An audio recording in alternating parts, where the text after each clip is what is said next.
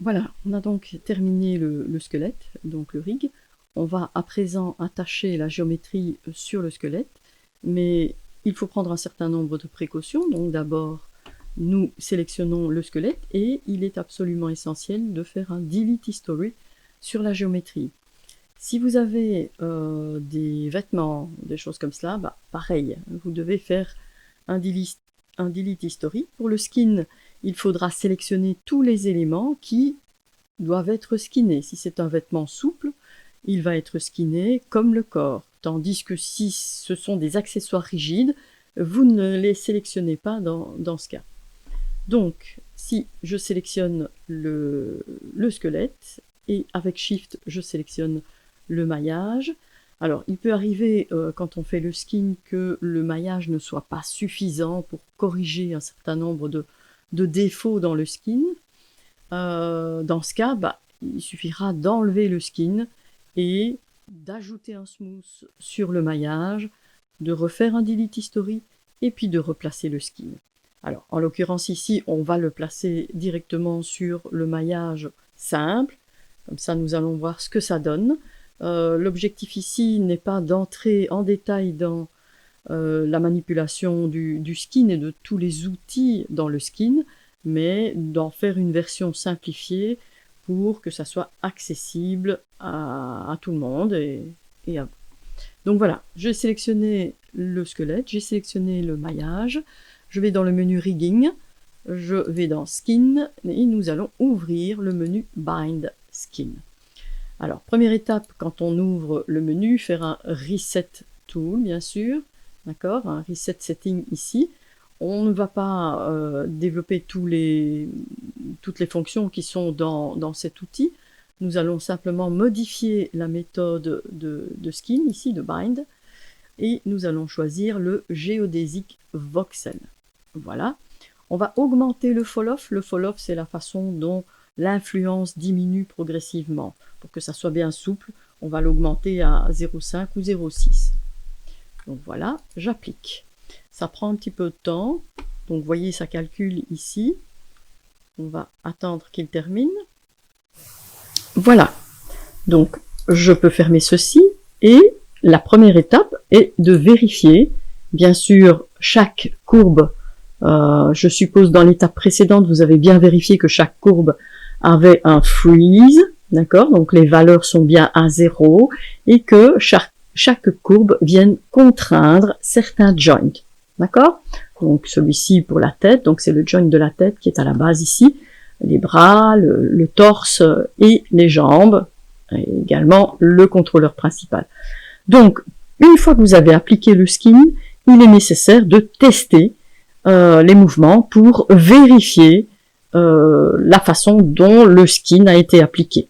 D'accord? Donc je prends par exemple le pied, et voilà, c'est pas trop mal. Quand je tire, bon, ça pose un petit problème quand même. Je vais voir comment je peux corriger. Donc on remet à 0. Là où c'est souvent essentiel, c'est de voir ici comment le torse se plie. Vous voyez, les jambes sont tirées. Je vais devoir peut-être essayer de neutraliser les jambes lorsque je fais bouger le torse. Donc un petit CTRL Z. Et au niveau des bras, voyons, attention, pas le squelette bien sûr, les courbes, on ne manipule que les courbes. Voilà, j'ai une petite déformation du torse, je ne sais pas si vous la voyez ici en bas. Donc on va essayer de corriger tout ça. Alors, comment corriger? Je pousse sur Q pour éviter de manipuler. Comment corriger? Eh bien, je sélectionne le maillage, je fais clic droit, et là, je vais choisir l'outil Paint Skin Weight Tool. Donc voilà, le Tool Setting va s'ouvrir. Le Tool Setting, il est ici. D'accord? Moi, je l'ai mis en onglet ici, donc il vient s'ouvrir ici. Nous avons, dans la première fenêtre ici, tous les joints, d'une certaine façon, c'est-à-dire le squelette. D'accord? Alors, si je veux vérifier, par exemple, le joint du bassin, donc on a le COG, on a le spine. Voilà.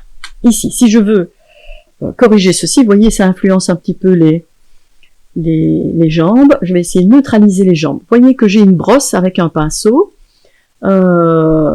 Pour modifier la taille de la brosse, je maintiens B et je peux agrandir ou rétrécir, d'accord? Alors, ce que je veux faire, c'est effacer l'influence. Ce qui est en blanc, c'est 100% d'influence. Le noir, c'est 0% d'influence. Et ben, les intermédiaires, c'est en fonction de la quantité de blanc qu'il y a forcément dans la zone pour l'influence. D'accord? C'est un pourcentage à ce moment-là moindre que 100%. Donc 100% c'est le blanc pur. Ici, je veux effacer ceci, donc je vais réduire un petit peu la taille de ma brosse encore, voilà, et je maintiens le contrôle pour effacer. D'accord? Vous voyez, je vais faire en sorte que cette zone soit plutôt noire, je vais tourner autour et je maintiens le contrôle. On va faire l'autre jambe aussi. Donc on peut vraiment zoomer, venir effacer, donc il faut vraiment se positionner correctement pour effacer. Je vais réduire un petit peu la brosse. Voilà. Et j'efface la jambe. Vous voyez, de telle sorte que ça y est jusqu'au bassin ou le haut de la jambe éventuellement, mais pas plus. Donc je vais tourner autour de ma jambe pour faire vraiment le tour, éviter que lorsque le bassin est en mouvement, eh bien que la jambe... Je ne suis pas obligée de faire l'autre partie, puisque je vais faire un mirror skin après. D'accord? Donc je vais travailler uniquement d'un côté. Ici, ben, on va peut-être... on n'a pas besoin de tout ceci ici au-dessus pour le joint du bassin qui est en bas. Donc je ne vais pas nécessairement aller sur le côté droit, je vais essayer de travailler principalement sur le côté gauche et je reporterai grâce à un mirror le skin de l'autre côté. D'accord? Donc voilà. Là c'est pas trop mal. Voyons maintenant au niveau du bras. Donc peut-être déjà le haut de la jambe. Vous voyez le haut de la jambe, ça descend fort bas. Je peux gommer un petit peu ici, de telle sorte que ça influence un peu moins. Voilà. On va essayer de ne pas faire des zones trop nettes de démarcation pour que ça reste assez souple. D'accord? Donc voilà, ici, la jambe. On va gommer un petit peu ce qui monte beaucoup trop haut. Voilà, c'est le haut de la jambe, donc on peut se contenter de ceci, à mon avis. Voilà, voyons le genou. Oh, c'est pas trop mal, hein. On essaie de modifier le moins possible pour éviter d'avoir à recommencer éventuellement. D'accord? Mais bon, ici, je vais quand même nettoyer un petit peu sous le pied. Voilà. On va voir la cheville. Donc là, c'est pas trop mal. Le pied, etc. Donc, voyons maintenant le bras. D'accord? Donc, je vais remonter. Ici, j'ai la colonne vertébrale, le milieu. Bah, je peux peindre un petit peu plus, hein. D'accord? Vous voyez, je dessine. Donc, je ne pousse pas sur contrôle ici, de telle sorte que j'ai une influence peut-être un peu plus grande à ce niveau-ci, ce qui n'était pas fort marqué. Voilà. Voilà. C'est pas trop mal. Le suivant, bah, j'ai pas beaucoup d'influence, donc on va augmenter un peu. Devant et derrière. Vous voyez qu'au niveau de la brosse, bah, j'ai un type de brosse qui n'est pas avec une zone de délimitation très nette, hein, d'accord? Donc voilà, le haut du torse, donc c'est un peu plus haut encore. Je vais gommer légèrement plus bas. Voilà. On va gommer ici aussi un petit peu. Voilà. À présent, les épaules. Donc ça, c'est déjà plus intéressant. Vous voyez l'épaule, eh bien, j'ai une légère influence ici en bas. Donc ça ne va pas, parce que quand je vais bouger l'épaule, qu'est-ce qui va se passer? Eh bien, presque le ventre va bouger avec. Donc je vais essayer de neutraliser aussi ici ce qui peut se passer sous le bras, d'accord, voilà. Et on va gommer ici également.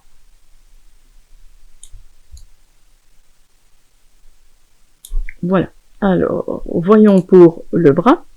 Pareil, vous voyez, j'ai des zones, il faut que ça soit bien noir ici. Et je vais, voilà, pour éviter que mon torse, lorsqu'on abaisse le bras ou qu'on le lève, bon, le lever, on n'a pas beaucoup de marge de manœuvre avec la tête qu'il a, mais on peut essayer de faire en sorte que l'influence soit un peu plus raisonnable au niveau de la zone. Voilà. Ok. Alors, ça, c'est le coude. Pas trop mal. Voilà. Je vais quand même accentuer un petit peu ici. D'accord, puisque je suis sur le poignet. Voilà.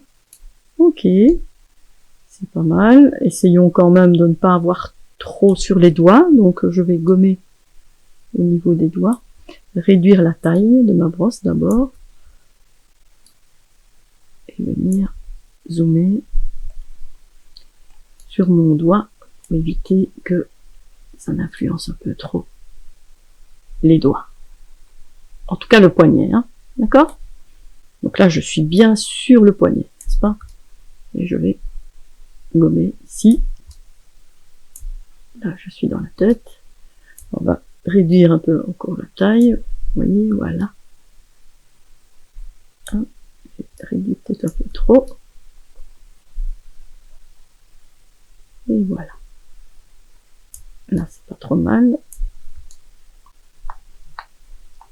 Faire en sorte que ça soit plutôt la main ici qui viendrait influencer et pas trop le doigt. Je vérifie en dessous. Ça m'a l'air pas trop mal. Ok. Voilà, le reste, ben, c'est la main. D'accord, la main. On va essayer de ne pas influencer trop le doigt ici. Vous voyez, ça s'arrête à peu près ici. Hein. D'accord? Au niveau de la main, l'influence, ça ne pose pas trop de problèmes. Comme ça. Voilà. Ok. Les doigts, je ne vais pas vérifier. Il me suffira de vérifier d'abord si, lorsque j'utilise les fonctions que j'ai créées, donc je pousse sur Q hein, pour quitter, les fonctions que j'ai créées sur cette courbe, donc dans la channel box, vous voyez ici, il faut que je vérifie comment ça fonctionne. D'accord? Voilà, c'est pas trop mal. Ok. Voilà. Alors, je vais remettre à 0. Je vais essayer la fonction relax. Ouais, c'est pas mal. Ok. D'accord. Voilà. Donc, une fois que j'ai fait ça, je peux checker chacune des courbes pour me permettre de voir comment ça bouge. Et logiquement, c'est bon. Il me reste à faire le mirror. Donc, on va se positionner. Pour réaliser le mirror skin, on va donc sélectionner, donc vous voyez, on a fait déjà le skin, mais d'un côté principalement. On va sélectionner le maillage, on va sélectionner ici le mirror skin weight. On se met en XY puisque si vous regardez votre espace de travail, bah, le Z traverse ici, et en Y c'est en hauteur, d'accord? On va du positif vers le négatif, en ce qui me concerne en tout cas. On reste ici sur closest point on surface et on va se mettre en one-to-one. Voilà, apply. Et puis on peut regarder ce que ça donne. Vous allez voir que l'influence a, par exemple, du bassin ici, hein, du haut de la jambe. Si je prends l'autre, ben voilà, il a été dupliqué de l'autre côté. Et nous avons terminé. Bien sûr, si vous avez des vêtements, des choses comme cela, il faut bien vérifier qu'il n'y a pas d'interpénétration avec le corps et que le skin se déroule bien. Donc ça demandera peut-être un petit peu plus de travail parce que vous avez des vertex qui se situent en dessous, cachés, et que vous n'atteignez pas. Donc essayez peut-être de masquer le vêtement, d'où l'intérêt de ne pas combiner les éléments, mais de pouvoir les laisser séparément, quitte à les parenter si vous le souhaitez, mais pouvoir sélectionner l'un, masquer l'autre, etc. et voir les influences à ce niveau-là. Voilà, nous avons terminé de cette façon le skiing. Il vous reste à présent à réaliser le cycle de marche et le projet final dont vous trouverez les consignes sur l'école virtuelle ou sur Slack.